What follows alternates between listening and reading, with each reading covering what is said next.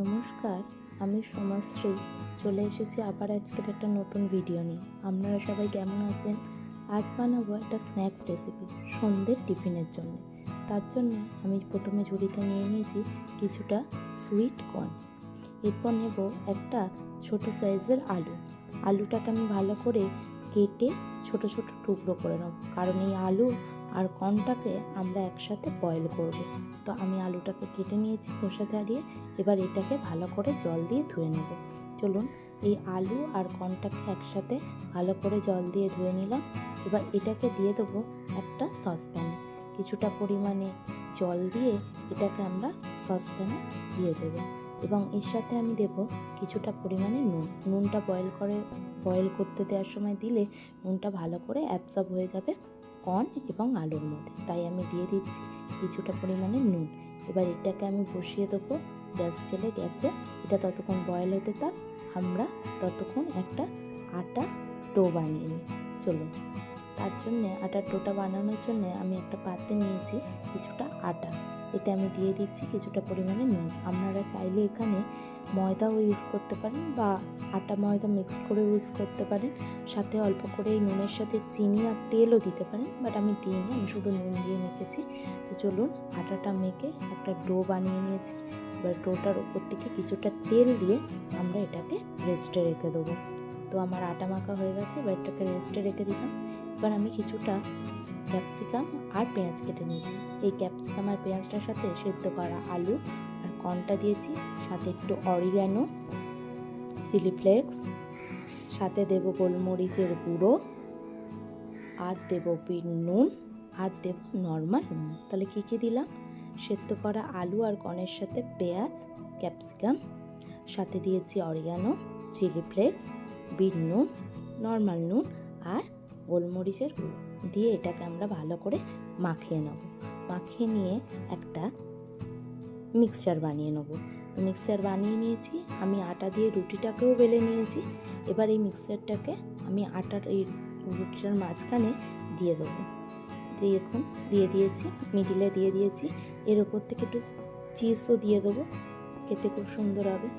এই দেখুন, চিজটাকে আমি ছোটো ছোটো টুকরোতে কেটে নিয়েছি, স্লাইড চিজ কেটে নিয়ে, আপনাদের কাছে যে চিজ থাকবে আপনারা সেই চিজ দেবেন। কেটে নিয়ে আমি উপর থেকে দিয়ে দিয়েছি। এবার এই চার ধারটাকে ভালো করে মুড়ে দেবো, ঠিক দেখতে হবে দোকানে কেনা প্যাটিসের মতো। চার ধারটাকে মুড়ে দিচ্ছি।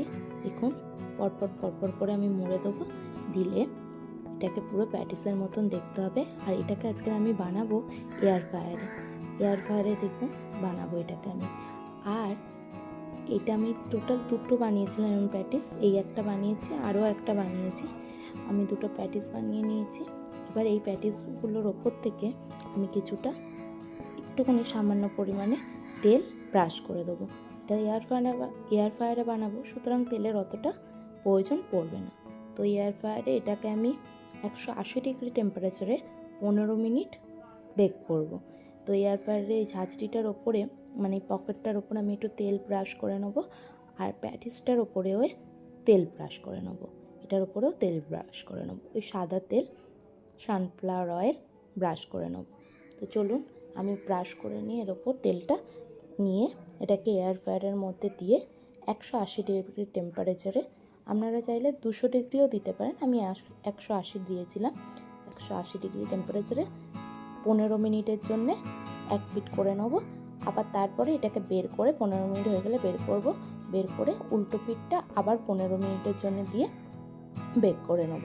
বেশি টাইম দেবেন না, তাহলে কিন্তু এটা ভীষণ ড্রাই হয়ে যাবে, মরমরে হয়ে যাবে, অতটা টেস্টি হবে না। 15 মিনিট দেবেন, দিলেই এনাফ। তো আর একটা টেম্পারেচারটা আপনারা 200 ডিগ্রি দিতে পারেন।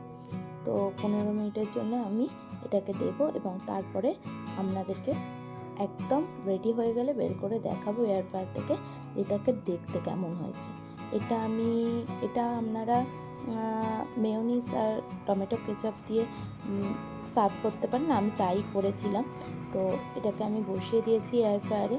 বসিয়ে দেওয়ার পরে আপনাদেরকে আমি বের করে দেখাচ্ছি যে ঠিক এটা কেমন দেখতে হয়েছে। আমার তৈরি স্ন্যাক্সটা খুবই ভালো খেতে হয়, টেস্টি হয়, খেয়ে একবার দেখতে পারেন বানিয়ে। এবং এটার মাঝখান থেকে হয়ে গেলে মাঝখান থেকে ছোটো ছোটো টুকরো করে কেটে দেবেন, দিলে আরও ভালো লাগবে জিনিসটা। তো তো দেখুন এইভাবে তৈরি হয়ে গেছে। এবং এটা বের করার পর আমি এর উপর থেকে আরেকটু বাটার ব্রাশ করে দিয়েছি, তাহলে ক্রাঞ্চি ভাবটা থাকবে। তো হয়ে গেছে। আমি এটা সস আর মেয়োনিজ দিয়ে সার্ভ করেছি। আপনারা বাড়িতে বানিয়ে খেয়ে আমাকে জানাবেন কেমন হয়েছে। আমার ভিডিওটা যদি ভালো লেগে থাকে তাহলে একটা লাইক, কমেন্ট আর সাবস্ক্রাইব করে দেবেন আমার চ্যানেলটাকে। টাটা।